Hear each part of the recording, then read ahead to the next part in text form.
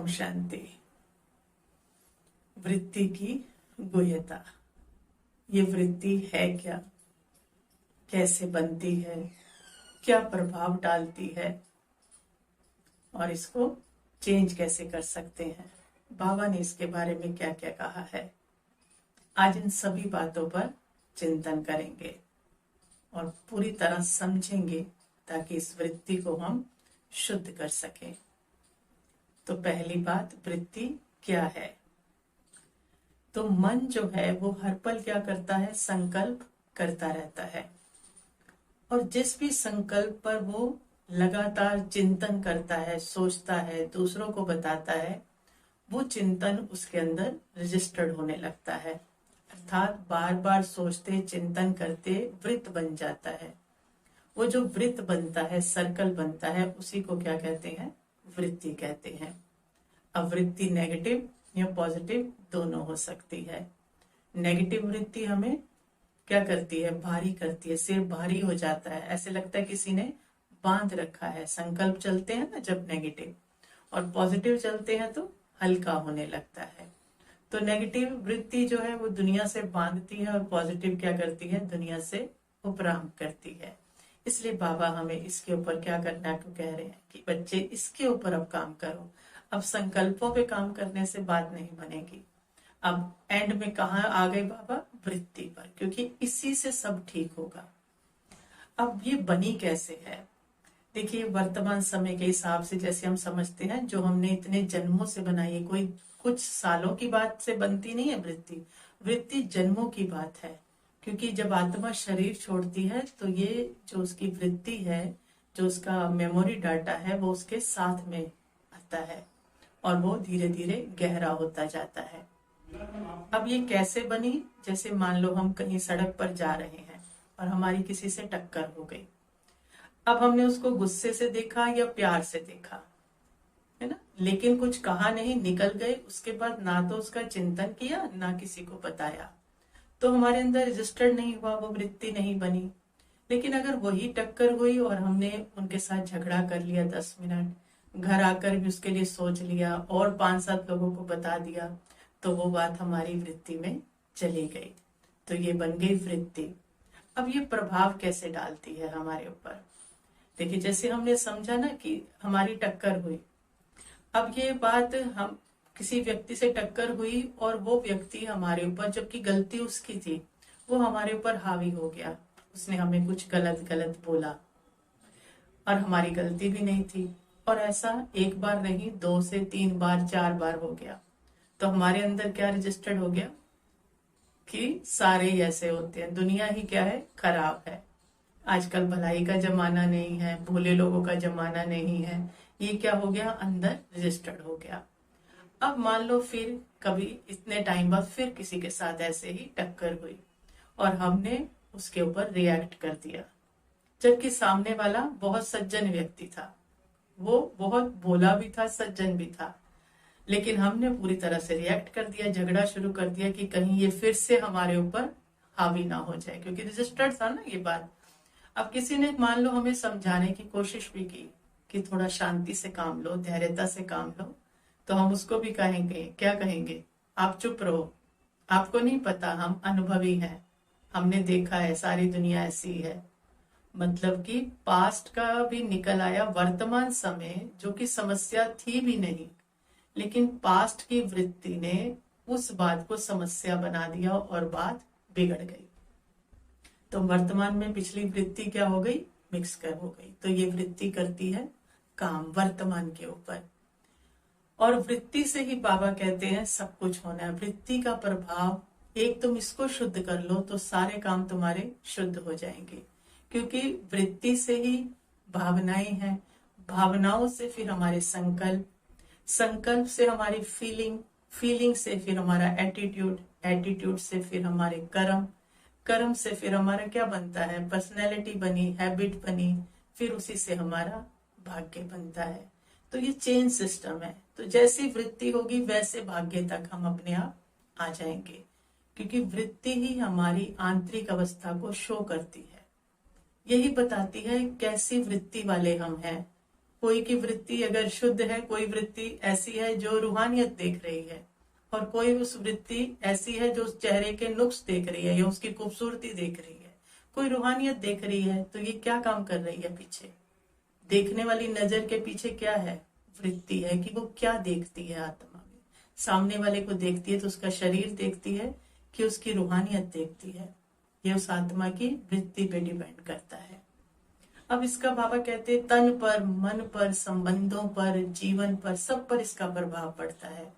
अब तन पर कैसे पड़ता है? जब हम संकल्प लेते हैं नेगेटिव, तो वो नेगेटिव संकल्प किसको जाते हैं? ब्रेन को जाते हैं, और ब्रेन सारे वो मैसेज पूरे शरीर के हर सेल में भेजता है। तो नेगेटिव वाइब्रेशन क्या हो गए? सारे सेल में फैल गए।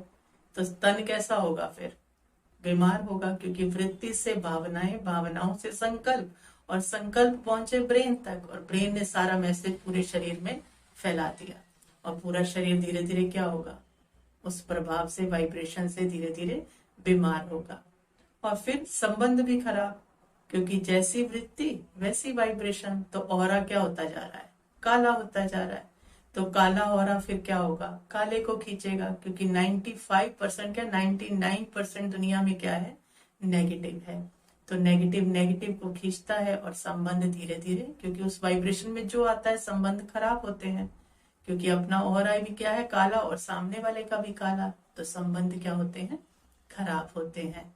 तो बाबा कहते हैं इसके ऊपर तुम्हें काम करना है, और इसके ऊपर बाबा ने बहुत सारे महावाक्य उच्चारे हैं।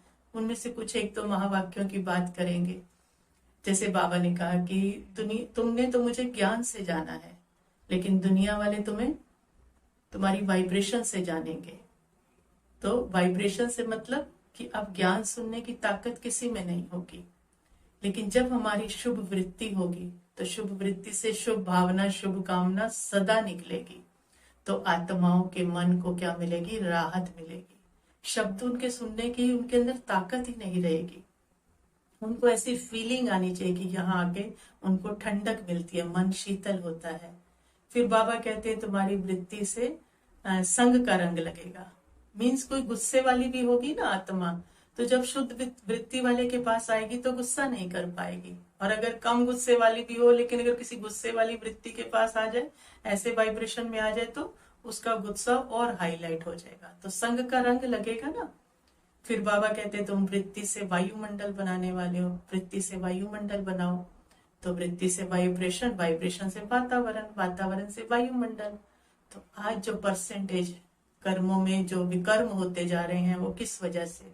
क्योंकि वायुमंडल खराब हो चुका है, क्योंकि हर आत्मा की इस समय वृत्ति क्या है? खराब है। उससे नेगेटिव ही नेगेटिव निकल रहा है। तो कोई अच्छा करना भी अगर चाहता है ना, तो वायुमंडल इतना खराब है और उसमें इतनी ताकत नहीं कि थोड़ी सी अच्छाई करने की सोचता भी है, लेकिन वायुमंडल का प्रभाव उसे अच्छाई करने नहीं देता। उसके अंदर इच्छा होते हुए भी वो अच्छा नहीं कर पाता, और फिर गलत कर जाता है। तो ये किसका प्रभाव है? वायुमंडल का।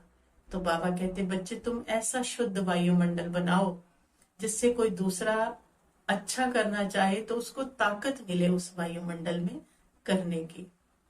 और फिर बाबा का एक महावाक्य ये भी किया है कि तुम्हारी वृत्ति से दूसरों की वृत्ति चेंज होगी। तो ये तो हमारे पास स्पष्ट उदाहरण है ना कि बाबा की वृत्ति क्या है? परम शुद्ध है। उससे शुद्ध वृत्ति तो किसी की नहीं है। हम जो नहीं थे उसके भी स्वमान उसने हमें दिए, लाखों स्वमान, हजारों स्वमान, जिसकी गिनती नहीं कर सकते हम। किससे दिए? अपनी शुभ वृत्ति से, पावन वृत्ति से। और उसकी वृत्ति इतनी शुद्ध थी कि हम वो नहीं होते हुए भी हम उसके लिए क्या हो गए? करने के लिए तैयार हो गए। हम उसके लिए मेहनत कर रहे हैं, क्योंकि हमारा बाबा कहता है कि तुम पूर्वज आत्मा हो बच्चे, तुम संपूर्ण पवित्र आत्माएं हो, तुम दुनिया की आंखों का नूर हो। तो हम है तो नहीं थे ना जब बाबा ने कहा, तो आज हम किस लिए मेहनत कर रहे हैं? तो इतनी शुद्ध वृत्ति कि उसने हमारी वृत्ति चेंज कर दी और हम मेहनत करने लग गए। तो कितनी सूक्ष्म है ये वृत्ति की गुह्यता, जिसको हमें समझना है और शुद्ध करना है। क्योंकि इसको शुद्ध किए बिना बाबा कहते हम जो राज्यों का अभ्यास कर रहे हैं वो बाबा के बच्चे हम भूल जाते हैं। जबकि राज्यों के अभ्यास में क्या है कि बच्चे तुम आत्मा हो और सामने वाला भी आत्मा है। ये अभ्यास करते करते भी फिर भी अगर किसी मेल फीमेल की बात आती है तो हम उसमें डिफरेंस करने लगते हैं और हमें खुद ही पता नहीं लगता। हम कहते हैं ना कि बहनों को ये सुविधा मिलनी चाहिए, भाइयों को ये नहीं मिलना चाहिए। तो ये हम क्या कर रहे हैं, मेल फीमेल में डिफरेंस कर रहे हैं। हमारी सोच कैसी होनी चाहिए कि भले मेल हो या फीमेल हो, जिसको जरूरत है उसको सुविधा मिलनी चाहिए, ना कि मेल को नहीं मिलनी चाहिए, फीमेल को मिलनी चाहिए। तो ये राज्यों का अभ्यास करते हुए भी हमारी वृत्ति इतनी कड़ी है कि हमको उसको चेंज करने में क्या आ रही है, दिक्कत आ रही है। हमें पता ही नहीं लग रहा कि हमारी वृत्ति, और हम समर्थन करते हैं ऐसी बातों का, हमें पता ही नहीं लगता कि ये फीडिंग है अंदर कि डिफरेंस करना है मेल फीमेल में। तो ये क्या काम कर रही है, वृत्ति काम कर रही है। तो अब अगर इस वृत्ति को, लास्ट बात जो आ जाती है कि इस वृत्ति को अब चेंज कैसे करें, क्योंकि इसके बिना तो कुछ नहीं हो सकता। तो वृत्ति को चेंज करने के लिए हमें जैसे समझा ना कि वृत्ति से भावना, भावना से फिर वाइब्रेशन। मतलब वृत्ति क्या है, बर्फ है, और भावनाएं क्या है, पानी है, और भाव क्या है, हमारे संकल्प है। वृत्ति बर्फ, भावनाएं पानी, और संकल्प जो है वो भाप है। तो जैसी हमारी वृत्ति हो चुकी है, तो वो चिंतन करते करते वो हमारी बैठ गई ना, वैसी हमारी भावनाएं और संकल्प चल रहे हैं। अब हम इसको, ये विषय साइकिल बन चुका है, क्योंकि फिर नेगेटिव सोचते सोचते रजिस्टर्ड हुआ है, वो रजिस्टर्ड से फिर हमारी भावनाएं बनती हैं और अपने आप संकल्प चलते हैं। ये विषय साइकिल बन चुका है। अब इसको हमें ब्रेक करना है। तो कैसे ब्रेक करेंगे, अब हम भाप से शुरू करेंगे। भाप को पानी पे लाएंगे, पानी को बर्फ बनाएंगे। और भाप क्या है, बाबा के दिए हुए श्रेष्ठ स्वमान, जो बाबा हमें रोज देते हैं, उनका बार बार चिंतन करना है, अपने अंदर उनको ले जाना है, फील करते करते उनको अंदर बिठा लेना है अपने अंदर। तो वो क्या बन जाएंगे, हमारी भावनाएं बन जाएंगे, पानी हो जाएगा, और वही पानी फिर क्या बन जाएगा, बर्फ बन जाएगा। मतलब अशुद्ध वृत्ति रिमूव होती जाएगी और शुद्ध जाती जाएगी। तो अब बर्फ से भावनाओं, और बर्फ से पानी और भाप पे नहीं जाना, अब भाप से पानी और बर्फ पे जाना है। मतलब बाबा के श्रेष्ठ संकल्प लेने हैं बस, और कुछ नहीं लेना। तो ये संकल्प लेते लेते धीरे धीरे वृत्ति क्या होने लगेगी, नेगेटिव से पॉजिटिव हो जाएगी। और दूसरा, वृत्ति को कैसे शुद्ध करें, साइलेंस में, उस प्यार के सागर के पास, शुद्धता के सागर के पास बैठ जाना है। तो धीरे धीरे बर्फ पिघलने लगेगी।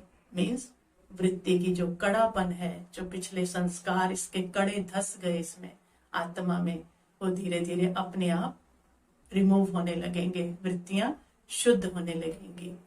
तो ये शुद्ध होंगी तो माना क्या शुद्ध हो जाएगा, आंतरिक वायुमंडल हमारा शुद्ध हो जाएगा, मन बुद्धि संस्कार हमारे एकदम शुद्ध हो जाएंगे।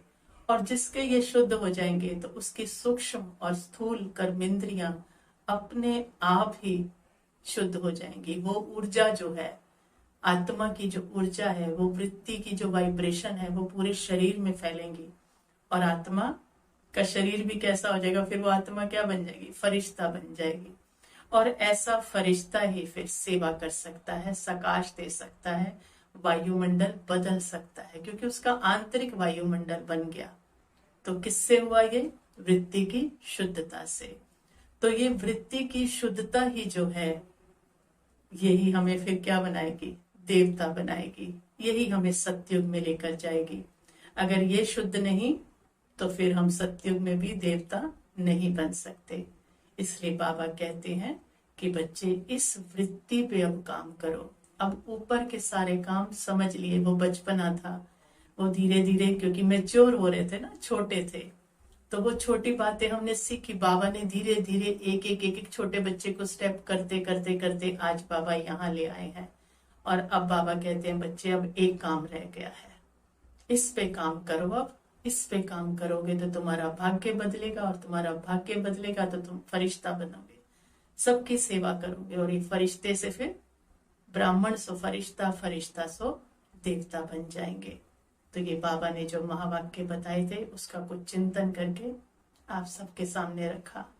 तो और भी जो इसमें कुछ समझ आता हो हम ऐड कर सकते हैं। तो ये थी हमारी वृत्ति की गुह्यता। ओम शांति।